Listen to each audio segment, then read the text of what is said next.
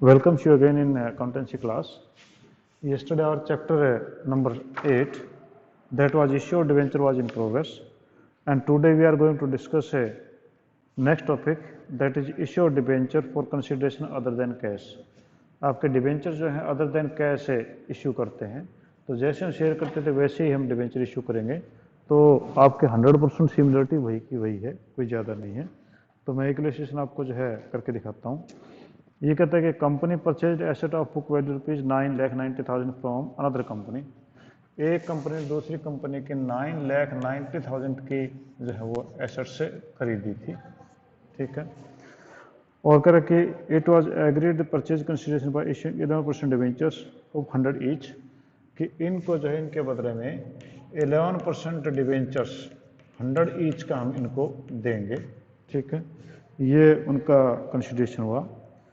और आगे कह रहा कि assume that the debenture is issued at par at discount 10%, at premium 10%, कि अगर ये डिबेंचर जो है एट पार दिए जाते हैं, सेकंड कह रहा कि 10% है डिस्काउंट पे हैं, और थर्ड कहता है कि 10% है प्रीमियम पे हैं। तो इन तीनों केस में जो है आप इनकी एंट्रियां करके दिखाइए।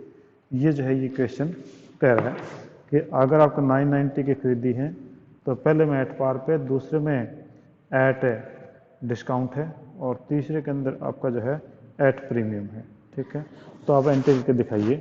तो पहले में देखिए कि आपने जो उसकी एसेट खरीदी थी, तो आप यहाँ पर एसेट आपके पास आ गई, तो sundry assets account debit, sundry assets account debit, ये होगा 9,90,000, ठीक है। और टू वेंडर अकाउंट, जो भी कोई नाम अगर होता तो नाम लिखते, टू वेंडर अकाउंट 9,90,000, ठीक है। और इसके बाद में ये तो आपकी कॉमन एंट्री हो गई जी, जो आपकी एक एंट्री जो वेंडर को अकाउंट में डालने की। पहले केस में एट पार को इश्यू किया गया, तो हम यहाँ पर एंट्री कर देंगे vendor account debit, vendor account debit, ये होगा 9,90,000, और 11% डिबेंचर्स अकाउंट, डिबेंचर अकाउंट, और ये होगा 9,90,000 हम इनको डिबेंचर दे दिए, ठीक है। अब अगले केस में कि 10% डिस्काउंट होता, तो vendor account debit, vendor account debit, vendor के अकाउंट से हमने निकाल लिया 9,90,000, और 211 वो आपके पास में जाएगा, डिस्काउंट पे है 10% डिस्काउंट पे, तो इसके पास अमाउंट था 9,90,000, और हमने जो है 100 रुपीज़ का डिबेंचर 90 रुपीज़ में देना कर दिया। तो 90 रुपीज़ में देना किया तो कितने हो गए, ये आपके पास में हो गए जी 11,000 डिबेंचर्स, ठीक है। तो ये आपके पास में जाएगा टू 11% डिबेंचर्स, ये 11,000 डिबेंचर हो गए थे, 100 का एक था, तो आपके पास में हो गए 11 लाख के, ठीक है। ये आपके पास में जाएंगे 11 लाख के, ठीक है। बीच का जो गैप रहेगा वो जाएगा discount on issue of debenture, ये हो जाएंगे 1,10,000, ठीक है। तो आपका जितना लॉस हो गया तो वो आपने यहाँ ले लिया। और थर्ड केस में है आपका कि ये प्रीमियम पे इश्यू किए जाते हैं, यानी आपका 9,90,000 रुपीज़ इनके जेब में थे, और हमने इनको 100 वाले 110 में दे दिए, तो इनके पास में हो गए जी 90,000, ठीक है, 9,000। तो हमारी एंट्री हो जाएगी vendor account debit, vendor account debit, वो होगा 9,90,000, ठीक है, और 11% डिबेंचर अकाउंट, डिबेंचर में चलेगा आपके पास में 9 लाख, ठीक है, क्योंकि 9,000 थे, और 2 सिक्योरिटी प्रीमियम रिजर्व, ये हो जाएगा 90,000, ठीक है, ये 90,000। तो इस केस में पहले में तो आपका एट पार था, दूसरे में डिस्काउंट हो गया, तीसरे में आपका प्रीमियम हो गया, ठीक है। तो ये अदर देन कैश का मैटर था, ठीक है। अगले में जो हमें ऐसे थोड़ा सा क्वेश्चन को घुमा के दे रखा है, बाकी हैं चीज़ें लगभग सेम है। अगले में करके R limited to core asset of 5,60,000। R limited ने जो है वो एसेट ले ली हैं 5,60,000 की, ठीक है। और उसके अंदर जो कहना चाह रहे हैं ये कि क्रेडिटर्स हैं 80,000 के, क्रेडिटर्स ने ले ली 80,000 के, ठीक है। तो इन्होंने एसेट खरीदी 5,60,000 की, 560 की एसेट थी, 80,000 के ले लीजिए क्रेडिटर्स। तो यानी आपके यहाँ पर जो बनती है कुल मिलाकर जो नेट एसेट बनी वो आपके यहाँ से बनती है 480, 4,80,000 की हमने एसेट खरीदी एक प्रकार से, ठीक है। आगे कह रहा है क्वेश्चन में कि R limited issued 8% debenture of 20 each at a premium 20, यानी आपने जो है 20 रुपीज़ का शेयर 20% प्रीमियम पे, 20 + 20% का 4, यानी 24 रुपीज़ के ऊपर जो शेयर डिवेंचर दे दिया इनको। और कहता है कि S limited calculate the amount of purchase consideration, the number of debenture issued by R limited and pass necessary journal entries. आप जनरल एंट्रीज भी पास करके दिखाइए। तो आप जो है सीधे से लाइन पे आ जाओ। सबसे पहले ने किया सन्ड्री एसेट्स अकाउंट डेबिट,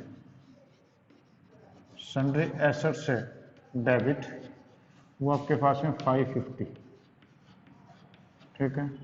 और 2 सन्ड्री क्रेडिटर्स, क्रेडिटर भी दिए थे उन्होंने, सन्ड्री क्रेडिटर्स के 80,000 के, 2 सन्ड्री क्रेडिटर्स 80,000, बाकी हो गए to S limited, and S limited became our creditor, और वो हो गई 480 की, एस लिमिटेड हमारे क्रेडिटर हो गई 4,80,000। अब हमने जो है यहाँ से एस लिमिटेड के अकाउंट से पैसा निकाला, एस लिमिटेड अकाउंट डेबिट 4,80,000, ठीक है। और हमने इसके बदले में दिया था इनको डिवेंचर्स 24 रुपीज़ के ऊपर। तो ये आपके पास में अगर मैं यहीं कैलकुलेशन कर लेता हूँ, 480 आपके पास में है, यानी कंपनी के पास में 480 है, और 24 रुपीज़ यानी प्रीमियम पे ये किया, तो कितने डिवेंचर हो गए? तो ये आपके पास में हो गए जी, इसको करो 20,000 डिवेंचर्स हो गए, ठीक है। तो ये आपके पास में जाएगा कितना परसेंट डिवेंचर था ये आपके पास में था 8% डिवेंचर्स, 8% डिवेंचर्स आपके पास में हो गए जी 4 लाख के, 8% डिवेंचर्स, क्योंकि आपने 20,000 डिवेंचर्स हैं, 20 ईच किया तो 4 लाख के हो गए। बाकी पैसा हो गया टू सिक्योरिटी प्रीमियम रिजर्व, और वो हो जाएगा 80,000। तो इस प्रकार से ये आपकी अदर देन कैश वाली एंट्री बन जाएगी, ठीक है जी। इसमें किसी को कुछ पूछना है तो आप पूछ सकते हैं। हाँ जी, अगले पे आ जाओ। अगले में ये करें कि Prakash limited purchase an asset of worth ₹220 and took over the liabilities and creditors हैं 40,000 के। Ajay limited purchase for purchase consideration 1,92,000। Prakash limited paid the purchase consideration by issuing 12% debentures of 100 each at a premium of 20, ठीक है। तो ये question लगभग वैसा ही है, बस थोड़ी सी कुछ बातें इसमें आएंगी, वो हम और देख इसमें लेते हैं कि कहीं पर अमाउंट कम या ज़्यादा भी आपका हो सकता है, ठीक है। तो हम एक बार जो कैलकुलेशन कर लेते हैं इसकी, फिर हम आगे देखते हैं कि कहना क्या चाह रहा है क्वेश्चन ये, ठीक है। सबसे जरूरी कि स्टेटमेंट आपके समझ में आ जाएगी। तो एंट्री तो आपकी रटी रटाई होती है, इनमें कोई खास बात नहीं है। तो आपका जो स्टेटमेंट समझ में आ गया तो फिर क्वेश्चन आप फुल कर लोगे, और स्टेटमेंट समझ में नहीं आया तो फिर आपको दिक्कत रहेगी, ठीक है। तो सबसे पहले हम शुरू करते हैं कि इन लोगों ने जो है परचेज कंसिडरेशन वर्थ ₹220 का, तो आपकी जो है एसेट जो खरीदी गई थी वो आपकी 2,20,000 आपके एसेट हैं, वो आपने खरीदी थी 2,20,000 की, ठीक है जी। इसके बाद में हम आगे चलते हैं कि आपने जो है लायबिलिटी जो खरीदी हैं वो 40,000 की, लायबिलिटीज हैं वो 40,000 की। तो आपका परचेज कंसिडरेशन 180 का बनना चाहिए इस प्रकार से, तो ठीक है 180 नेट आपने पे करना है। जबकि आपने परचेज कंसिडरेशन दिया है, जो परचेज कंसिडरेशन है वो है 192, it means you are paying more 12,000, this amount will be treated as a goodwill because you are paying more, आप ज़्यादा पे कर रहे हैं, तो आपका 12,000 जो है वो आपका गुडविल है जो माना जाएगा। और कह रहा है कि consideration bye issuing 12% debenture of 100 each at premium, और इनके बदले में जो अमाउंट ये था 192, इसके बदले में डिबेंचर दे दिए हैं और 12% डिबेंचर्स हैं, 100 ईच है, और प्लस में 20% आपका प्रीमियम है। ठीक है, करके एंट्री करके दिखाइए। तो लो जी, एंट्री करते हैं। तो सबसे पहले तो आपने एसेट खरीदी, तो sundry assets account debit, sundry assets account debit, asset debit, और वो कितने हैं, वो आपके खरीदी थी 2,20,000 की। तो एसेट की आपकी 2,20,000, और to syndicators, to syndicators, syndicators आपके पास में वो थे 40,000 के। और टू कौन सी कंपनी थी ये आपके पास जो कंपनी थी वो थी अजय लिमिटेड। तो to Ajay limited, to Ajay limited, Ajay limited को परचेज कंसिडरेशन दिया 192 का, 192 का। इन दोनों को जोड़ें तो यहाँ पर 12,000 की कमी पड़ती है, तो वो आ जाएगा गुडविल, वो वर्ड आपका होगा गुडविल, और ये होगा 12,000 गुडविल। ठीक है जी। तो अब जो है इनका टोटल इसके बराबर हो गया। अब अजय लिमिटेड के अकाउंट में 192 पड़े हैं, तो Ajay limited debit, Ajay limited debit 192, ठीक है।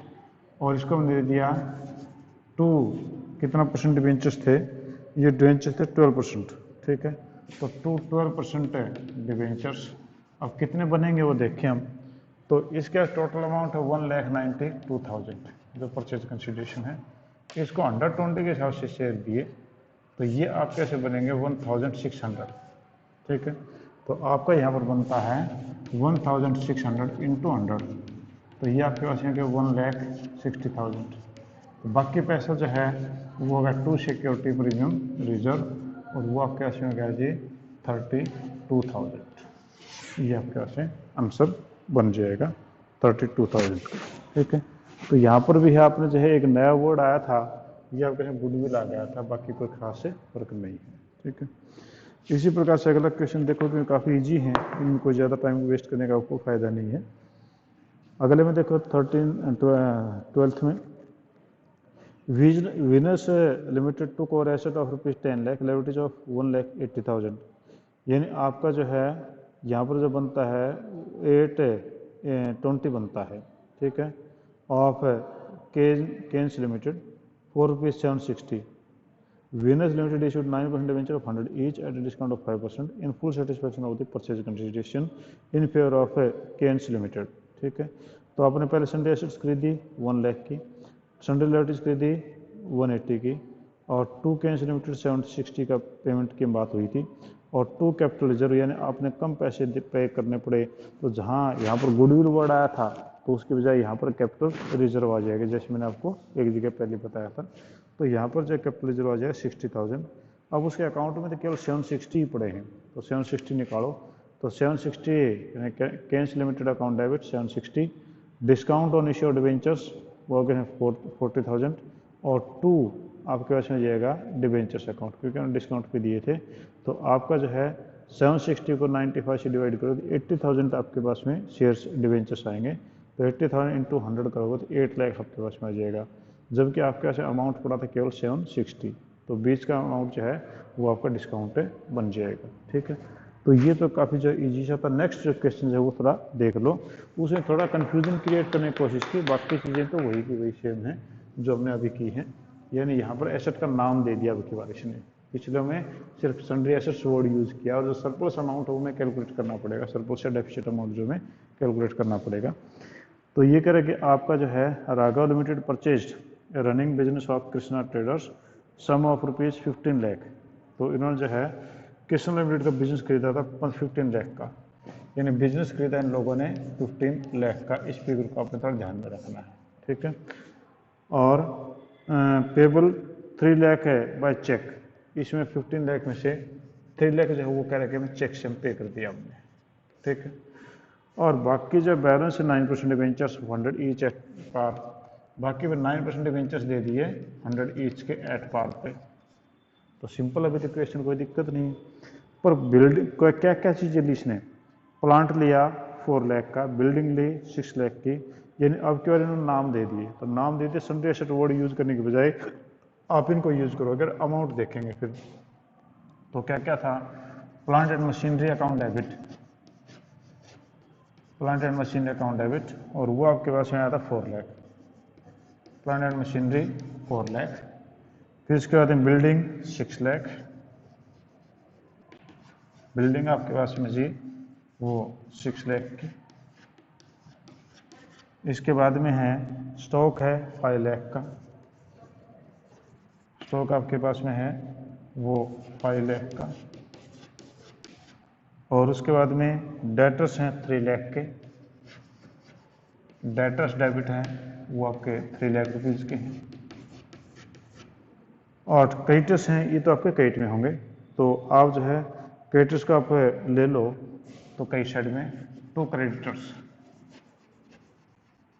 क्रेडिटर्स हमने लिए थे, वो ने खरीदे थे 2 लाख के, ठीक। अब यहाँ पर देखो, और परचेज कंसिडरेशन का दे रखा है 2, किसको खरीदा था हमने, हमने खरीदा कृष्णा को, 2 कृष्णा लिमिटेड, परचेज कंसिडरेशन आपका 15 लाख का है। तो आपका यहाँ पर देखें तो टोटल जो है आपका 17 लाख बनता है, ठीक। और ये टोटल करें तो 4 और 6 10 और 5 15 3 18, यानी आपके डेबिट साइड 18 की है, जबकि आप पे करें केवल 17 ही। तो आपको कम पे करने पड़े, तो ये होगा आपका होगा कैपिटल रिजर्व, ये आपका बन गया कैपिटल रिजर्व, और ये 1 लाख आपको फायदा होगा कैपिटल रिजर्व का, ठीक है।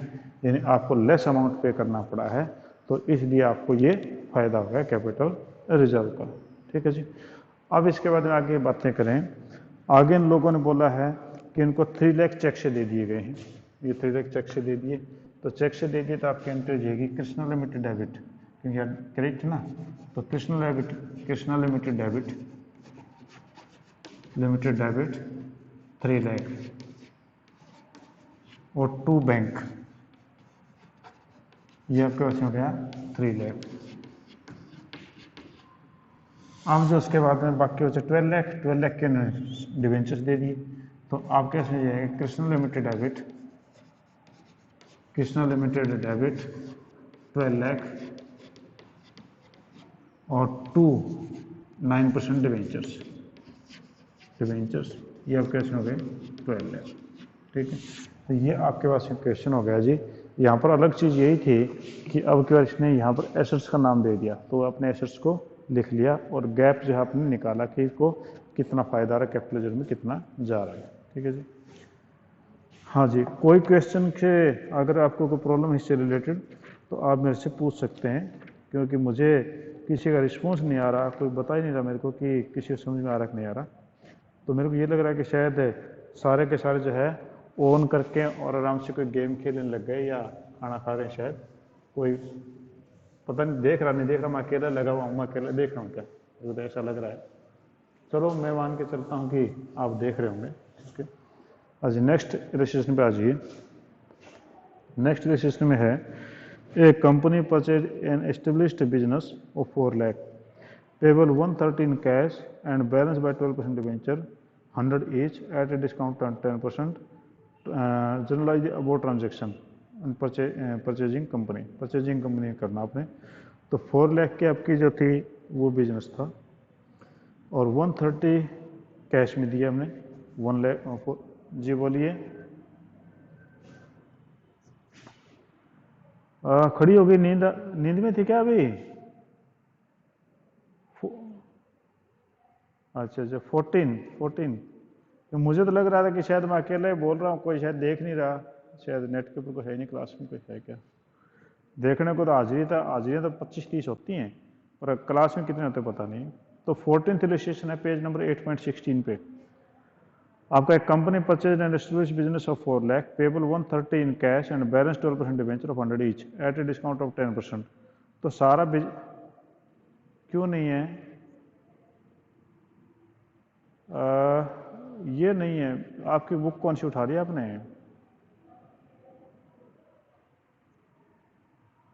अच्छा पुरानी है फिर आपके पास में ये।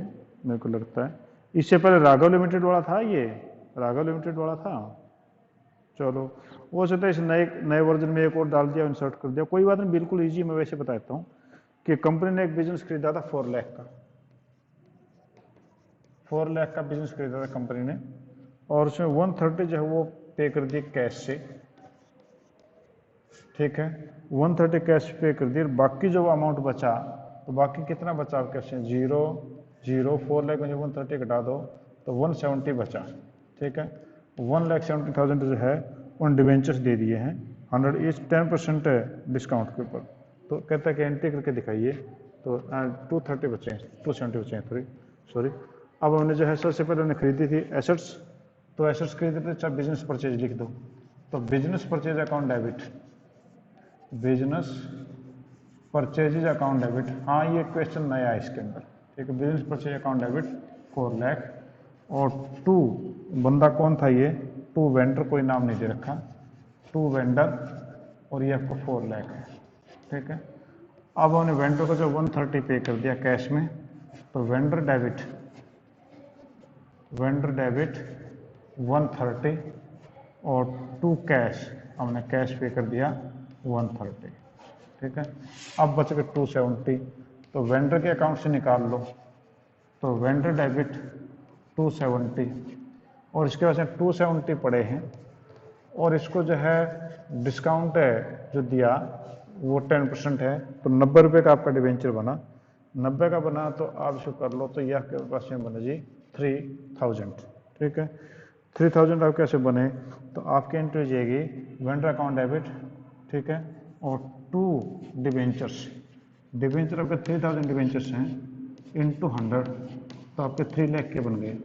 जबकि आपका अमाउंट जो था वो, आपका अमाउंट जो पड़ा था वो केवल था 270, तो बीच का गैप हो गया डिस्काउंट ऑन डिवेंचर्स, वो हो गया 30,000 का, ठीक है। तो इस प्रकार से ये आपका क्वेश्चन बन जाएगा। हाँ जी, अगले में देखो, अगला आपकी किताब में है, ठीक है। तो कह रहा कि आपका जो D limited purchase machinery of ₹2 lakh from E limited, D limited ने जो है ई लिमिटेड से मशीनरी खरीदी थी 2 लाख की on 1 April 2017, 50,000 were paid immediately and the balance was paid issued 160 12% debentures of in D limited, pass necessary journal entries for the recording about transactions, ठीक है। तो ये बिल्कुल वैसा ही जैसा मैंने ऊपर करवाया था। आपका जो है मशीनरी खरीदी थी इसने, तो बिल्कुल इसके सामने एंट्री कर देता हूँ, सेम एंट्री है, मशीनरी अकाउंट डेबिट, मशीन खरीदी थी हमने, वो खरीदी 2 लाख रुपीज़ की, 2 लाख, और 2 इसमें नाम दे रखा है ई लिमिटेड लिख दो, 2 ई लिमिटेड 2 लाख, इसमें नाम नहीं था, वेंडर कर दिया, इसमें नाम है। फिर उन्होंने पेमेंट कर दी 50,000 की, तो ई लिमिटेड डेबिट आपका जो 50,000, और 2 कैश या बैंक जो भी आपका है 50,000 ये कर दो, बाकी बच गए 150, यहाँ पर भी सेम ही था, तो 150 बचा, तो ई लिमिटेड डेबिट वो क्या पता 150, और 150 के बदले में जो दिया इन्होंने दिया 12% डिवेंचर्स दिए थे, ठीक है, और वो दिए इन्होंने 10% डिस्काउंट पे, ठीक है। तो 10% डिस्काउंट पे इन्होंने दिए थे, नहीं 160 दिए थे सीधे ही, तो ये कर दिया कि 2 डिवेंचर्स, डिस्काउंट नहीं बल्कि सीधा बोल दिया कि 160, ठीक है। 185 के पास 160 का माल दे दिया, तो ये बीच में आ जाएगा डिस्काउंट अकाउंट, ठीक है, तो वो हो जाएगा 10,000, और ये 160 आपका कंप्लीट हो जाता है, ठीक है। तो ईजी 1 था, कोई दिक्कत नहीं है, ठीक है। अभी जो है नेक्स्ट हमारे पास में देखें तो नेक्स्ट में भी कोई दम नहीं है, सेम लगभग वैसा ही क्वेश्चन है, और उससे आगे 18th करें, 18th भी लगभग वही है। तो इसमें तो मेरे को नहीं लग रहा कि ऐसे कुछ और जो करने वाले कोई क्वेश्चन है क्या। अभी हमारे पास नेक्स्ट टॉपिक जो आएगा ना, वो आपके पास में है issue of debentures as collateral security, ये हम करेंगे। बाकी इसमें किसी को दिक्कत हो तो आप मेरे से पूछ सकते हैं, बाकी मेरे को नहीं लगता कि इसमें कोई इस टॉपिक में कहीं दिक्कत है क्या, ठीक है। तो आज हम इतना ही करेंगे, कल हम जो है नेक्स्ट टॉपिक से स्टार्ट करेंगे, issue of debenture as collateral security. इसमें से एक पॉइंट आपका कहीं ना कहीं एग्जाम में आता है, इश्योर्ड डिबेंचर एज कोलेटरल सिक्योरिटी। इसमें कहीं ना कहीं आपके एक आध क्वेश्चन जो है कई बार एग्जाम में आता है। और ये जो आपके 3-4 रजिस्ट्रेशन हैं, फिर 5 प्रकार के केस हैं, और उसके बाद फिर जो है केसेस के बाद इंटरेस्ट के आएंगे, और ये जो है करीबन 3 दिन में या 4 दिन में चैप्टर ख़त्म हो जाएगा। ठीक है, अब अगर किसी ने कुछ पूछना है तो आप मेरे से पूछ सकते हैं, अदरवाइज तो फिर हम कल जो है फिर मिलेंगे दोबारा से। आज के लिए इतना ही। ठीक है जी, तो thank you, have a nice day.